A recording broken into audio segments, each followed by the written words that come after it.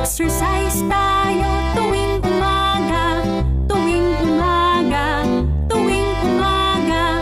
Mag-exercise tayo tuwing umaga upang ang katawan natin ay sumigla. At sa gabi, maaga kang matulog. Sa umaga, maaga kang gumising at agad mag-jogging-jogging. Sa plaza magtumbling-tumbling. Ang leeg mo ay ipapaling-paling, ang baywang mo ay ipakinding-kinding, ang braso mo't kamay ay isusuntok-suntok sa hangin. 1, 2, 3, 4, 5, 6, 7, 8, 8, 7, 8, 6,